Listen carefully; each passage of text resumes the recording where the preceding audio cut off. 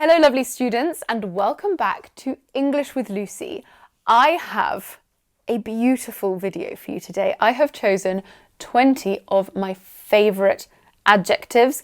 They are all really advanced adjectives. I would place them at a C1 to C2 level. You're not going to hear them every single day on the streets of England, but you will see them in texts, books, and you will hear them used by very well-spoken people. And if you want to become a well-spoken person, then consider learning them and incorporating them into your speech. I am a self-diagnosed logophile, meaning I love words and I love learning new, beautiful words, and I'm passing on that gift to you. And to help you even further, I have created a free PDF that you can download. It contains all of the adjectives with all of the information, and there is a quiz so you can test your understanding.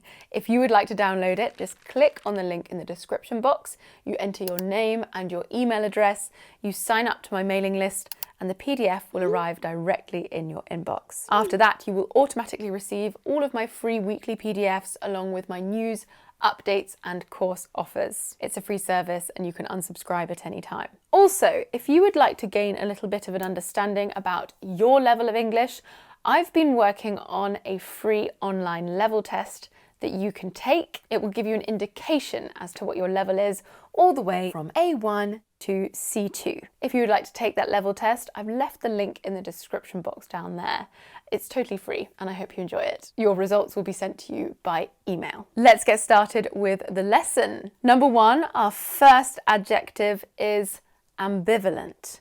Ambivalent, and this means having or showing mixed feelings or contradictory ideas about something or someone. For example, I feel ambivalent about accepting the job offer because it pays well, but the work is not interesting. Or she has ambivalent feelings towards her ex-husband, both loving him and hating him. Number two is capricious. Capricious, and I find this one particularly beautiful. And if you are capricious, you are given to sudden and unaccountable changes of mood or behaviour. His capricious behaviour made it difficult for his friends to keep up with his moods. Or the weather is capricious this time of year, with sunny days followed by sudden rain showers. Number three, great one, derogatory. Derogatory. This means showing a critical or disrespectful attitude towards someone or something. His derogatory comments about women angered many people. Or the newspaper received complaints about a derogatory article they published about a minority group. Number four, not such a common one, but very beautiful all the same, and it's actually pronounced in two ways in British English. The most common version is esoteric. You will also hear people saying esoteric. The meaning of this one is particularly useful. It means intended for or likely to be understood by only a small number of people with a specialised interest or knowledge. So if something is esoteric, it's likely to exclude people. The lecture on quantum mechanics was esoteric and difficult for most students to understand. Or the chef's recipes are esoteric and require knowledge of specific techniques and ingredients. Number five, this one is common. You will hear this a lot in the UK. Flippant. Flippant. This means not showing a serious or respectful attitude. And I like to remember this one by imagining a teenager flipping their hair and not taking something seriously. They're being flippant. The politician's flippant comments about the pandemic angered many people. Or your flippant attitude towards your studies led to these poor grades. Next, I think this one speaks for itself. It kind of shows its definition in the word. Grandiose. This means impressive or magnificent in appearance or style, but often lacking in substance. Something can look amazing, but be impractical or not fit for purpose. This building is grandiose but impractical for our current needs. Or your brother is always making these grandiose promises that he never follows through on. Next, I love this one. It rolls off the tongue. Histrionic. Histrionic. This means overly theatrical or melodramatic in character or style that comes off as insincere. Her histrionic reaction to the news made her friends doubt her sincerity, or their histrionic speech around clean energy failed to persuade the audience at the climate change rally. Next, incongruous.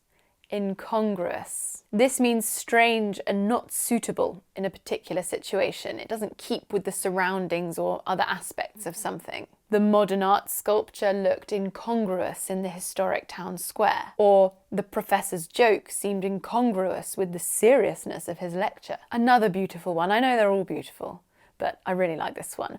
Juxtaposed.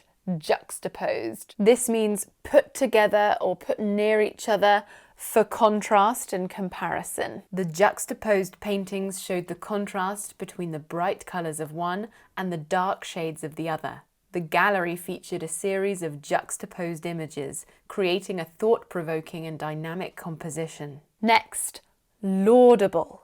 Laudable, and this means deserving praise and commendation. One of his less laudable characteristics, not worthy of praise, was his dark sense of humour, or her decisions may be open to debate, but her manner of speaking is laudable. Next, mercurial.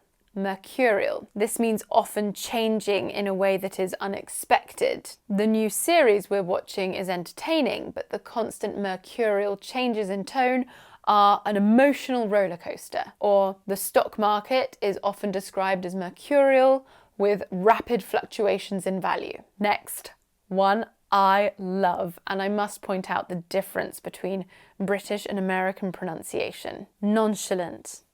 Nonchalant, or in American English, nonchalant. This means behaving in a calm or relaxed way and not giving the impression that you're worried. It's similar to flippant, but it's not as disrespectful unless used in the right context. Taylor's mother was nonchalant about her daughter's recent rise to fame, or the student's nonchalant response to her failing grade showed a lack of concern for her future. Next, we have pernicious. Pernicious. This means having a harmful effect, especially in a very gradual or subtle way. The company's pernicious practices harmed the local environment. Or the pernicious effect of advertising to children is a problem that we can no longer ignore. Next, quixotic. Quixotic. It's like a mixture of quick and exotic. This means exceedingly idealistic, unrealistic, and impractical. His quixotic dream of travelling the world with no money seemed impossible to achieve. Or she ran a quixotic campaign against her rival, but came out ahead. Next we have resplendent.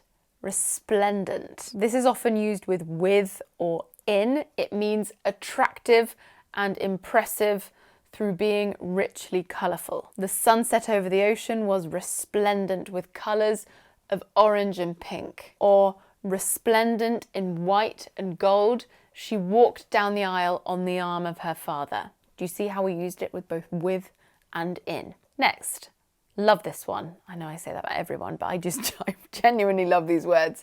Subservient. Subservient. This means prepared to obey others without question, unquestioningly. It's often used in a negative way because if someone is subservient, they are often easily exploited.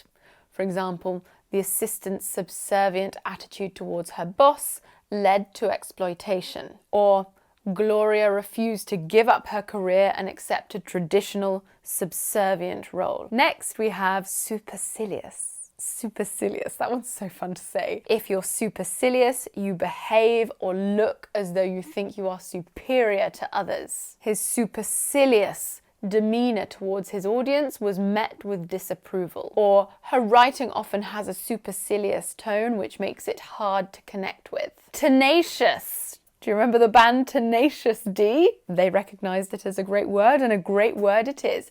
Tenacious. This means keeping or tending to keep a firm hold of something, or not giving up easily, or being really determined. Her tenacious grip on the rope allowed her to climb the steep cliff. Or although he experienced many setbacks, he remained tenacious in his pursuit of becoming an MP. Next, don't be fooled by the first letter, U. We pronounce it with a Y sound. Ubiquitous, ubiquitous. This means very common or found everywhere.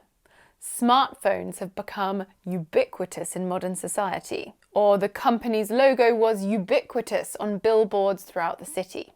Very common. Now we have vicarious. Vicarious, although in American English they're more inclined to say vicarious. British English, vicarious.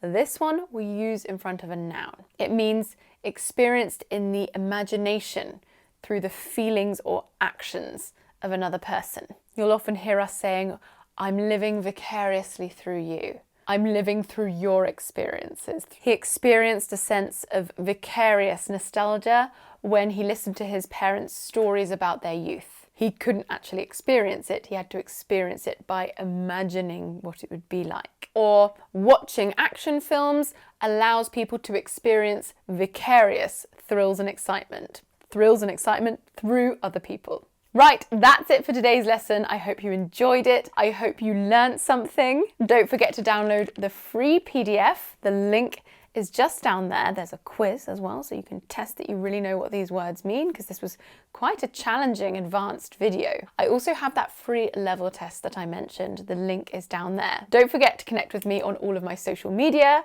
I've got my Instagram, I've got my Facebook, I've also got my website, englishwithlucy.com, where I've got lots of other lessons. I've also got my free phonemic chart where you can click on phonemes and words containing those phonemes and hear me pronounce them.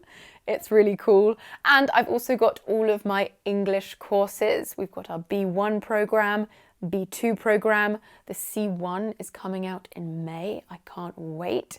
That's actually a C1/2 because we've included a lot of C2 level grammar and vocabulary and pronunciation in there. I've also just launched my beautiful British English pronunciation program, and we've got loads of challenges if you want to focus on something really specific like idioms, phrasal verbs or grammar. That is enough from me. I will see you soon for another lesson. Mwah!